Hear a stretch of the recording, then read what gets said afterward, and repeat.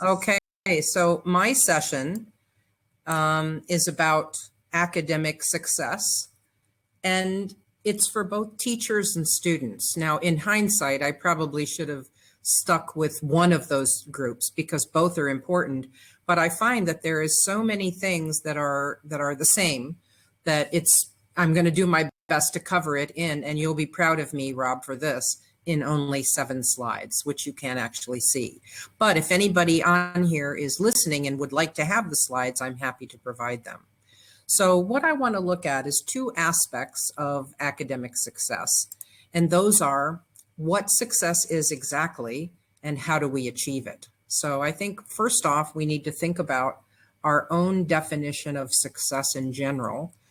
And if you look at some of the literature out there on success, many people think and they associate success with being wealthy, with having a lot of money. Now, I know I'm talking to a lot of teachers, so I hope none of the teachers who were in attendance with me today thought that when they got into teaching that they would be making a lot of money, because they're probably sorely disappointed right now. But some people associate success with wealth. Other people associate success with happiness. If we look at a dictionary definition of success, Webster's dictionary has 3 definitions. The first is the fact of getting or achieving wealth, respect, or fame. The second being the correct or desired result of an attempt at something. And the third is one of my favorite types of definitions, someone or something that is successful, like a person or a thing that succeeds. So these very general definitions, I think, are good to put this topic into context, but not what we really mean. Now, I'm a big fan of the self-help literature, and one of the authors that I really like, who's a very famous business management guru by the name of Zig Ziglar. He's now passed on, but one of the things he has always said is that success cannot be defined in one sentence because it's comprised of many things. And I truly believe this. And so as such, there is no one-size-fits-all definition. And when we look at the 2 groups of people that I'm talking about in this brief presentation, both teachers and students, there are some commonalities with regard to academic success or success in general, but there are some noted differences as well. So I spent a lot of time over the weekend looking for what constitutes academic success for our students. What are the characteristics of students who are successful from an academic standpoint? As teachers, I know we all have our own ideas about this, and many of my ideas, I looked for empirical backing. So I tried to keep it to 10, but I absolutely couldn't. So I think I have 12 things that I'm going to talk about here. First and foremost, successful students are present in class. They have good attendance. In fact, I'm sure as teachers, you can always, in fact, I can't think in my whole career of a student who has gotten an A. Oftentimes, students measure success in a course by the grade that they get, but I can't think of any student I've given an A to who has had poor attendance or who didn't show up to class. You know the old adage, who said it? I think Woody Allen, 80% of success is just showing up. And I believe that's true. Of course, a better percentage of that is showing up to class and being engaged. Now, where a student sits in the classroom and is also an important factor on their success.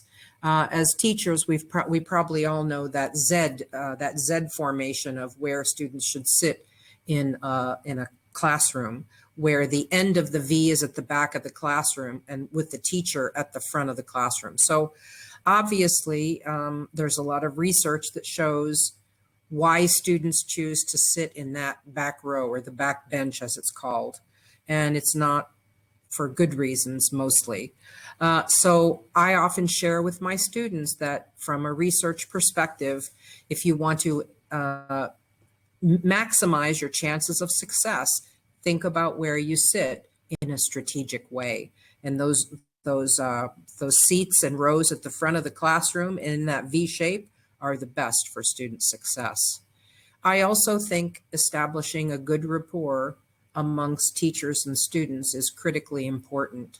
So I am fairly open with my students. I like to have conversations. I like to get to know them as people. And I think that they like to get to know me as well. And I think that makes for a better rapport in the classroom and a much better, more successful experience for them as well. Another thing I share with students is that to be successful in any kind of, not just academically, but students should get control over their sleep.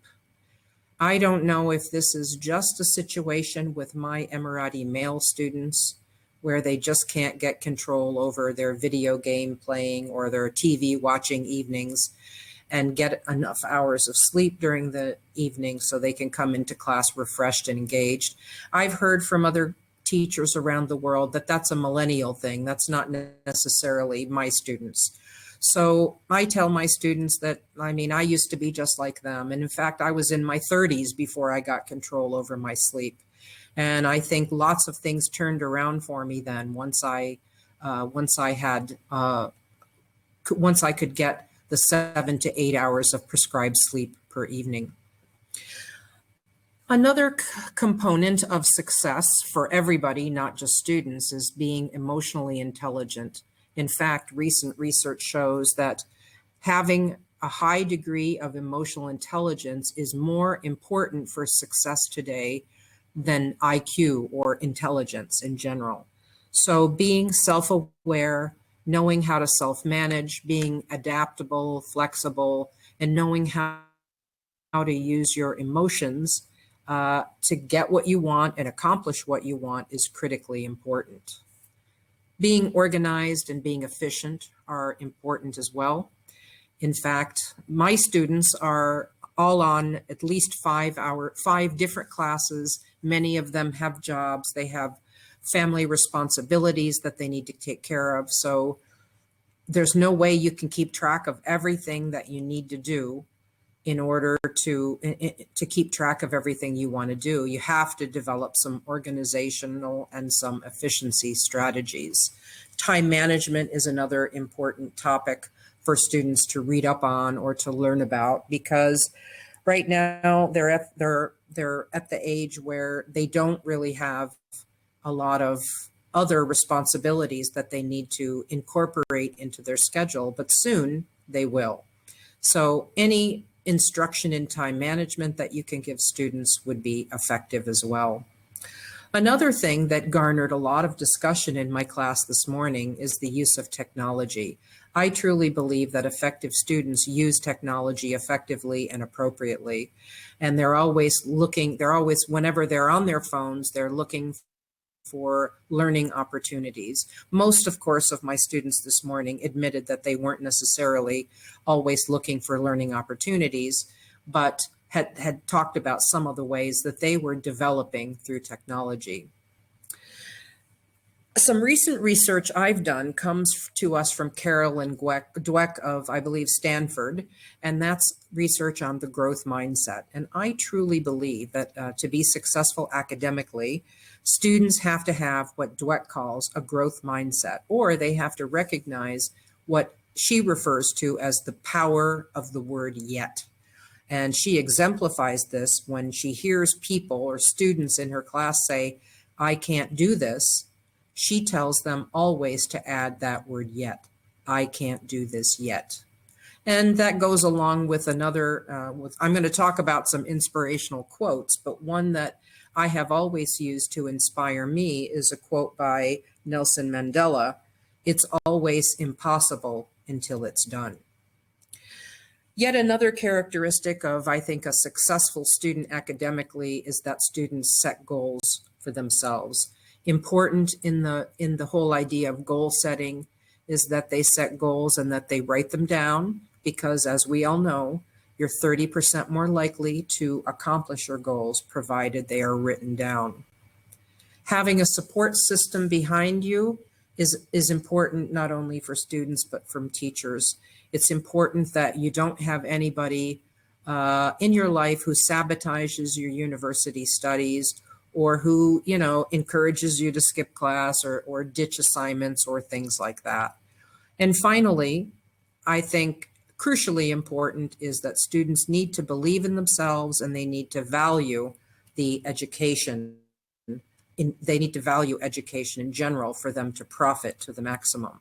So the key for teachers is, how can we help our students acquire these characteristics? Well, I think a lot of these characteristics are important for teachers as well. So let's turn now to academic success for teachers. And I realize I think I only have about 4 minutes. So in terms of the teacher quest for academic success, I personally feel, although I've accomplished many of the goals on my life plan, that my journey to success is far from over. So I think that in order to look at that, we need to think about, first of all, what kinds of roles we play. So for me, in trying to come up with some of the roles I play, I want it all. I'm a teacher first and foremost. I'm also a tester. That's my academic specialty. I also like to engage in teacher training. Because I have a doctorate and I come from a program that was very research-based, I'm a researcher. I write. I'm an author. I'm an editor. I'm a public speaker. I'm a mentor. I'm a volunteer. I also am very, very involved with Toastmasters. So I'm a Toastmasters as well. And one role that I bring in from my personal life, in addition to, being a great daughter and family member, I'm also a traveler. So I need to think about all the roles that I play, and I need to achieve some degree of success, or at the very least satisfaction, for each of those roles. So I've got another slide that tells that I put together, and it all comes down to the quest for teacher academic success. For me, it all comes down to a process that I've been engaged in for a number of years called personal and professional strategic planning.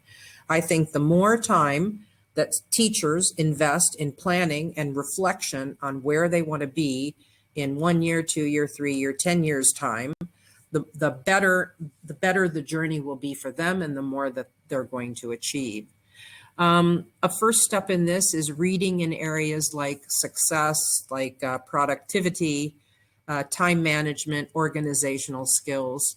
In fact, one of the books that I got to help me with this presentation, I wish maybe you could see it, I'll hold it up, is a general book, 100 Things Successful People Do, Little Exercises for Successful Living, written by Nigel Cumberland. It's not for teachers per se, but it's got a lot of interesting ideas in there. So reading in areas of things that you feel you need to beef up in your life or get ideas from is a great idea for getting ideas. The first part of strategic planning is looking at what you value, what your roles are in life, and what the critical areas in your life are. And many of those critical areas in your life can be the roles that you play. So it's important to set what I like to call smarter goals in these areas. You know the SMART analogy: specific, measurable, achievable, relevant, and time-bound. I like to add the ER to that.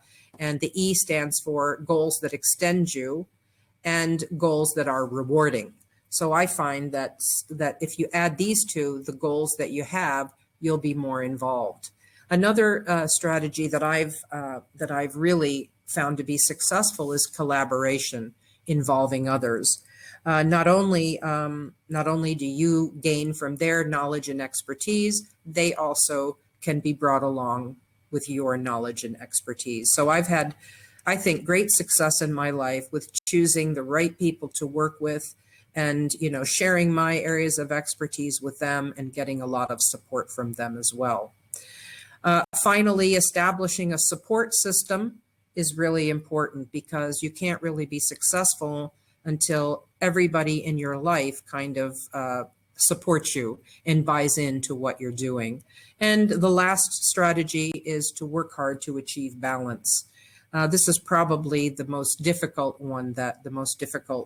strategy. That it's really difficult for teachers, because our job could be a 24/7 job if we let it. So working hard to achieve balance is important.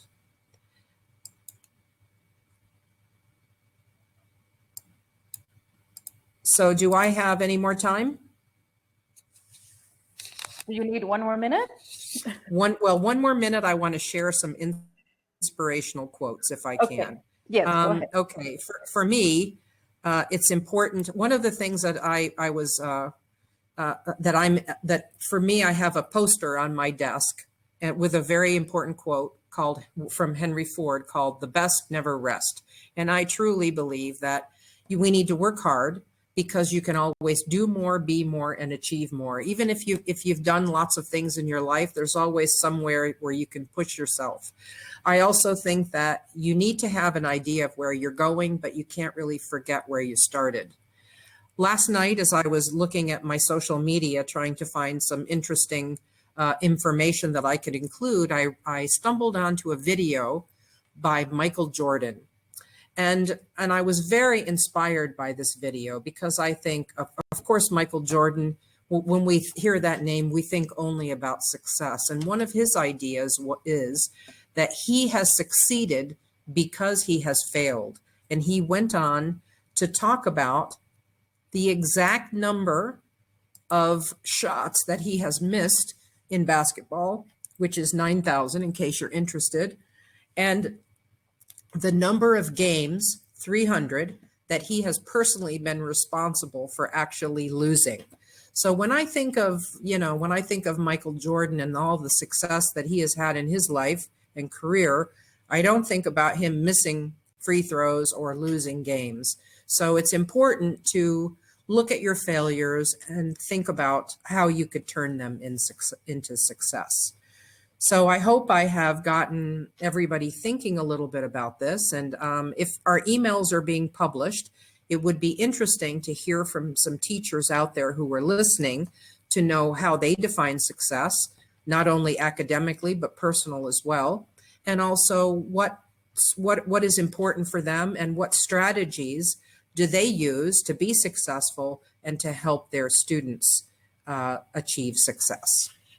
Thank you very much. I hope this is such an amazing event, and I hope we do more. I hope this is just the beginning of the kinds of support that we can give for our English language teacher colleagues in Puerto Rico. Thank you very much. Thank you. Rob and Grazia, for organizing this, and don't forget to donate to this amazing cause. Thank you. Thank you.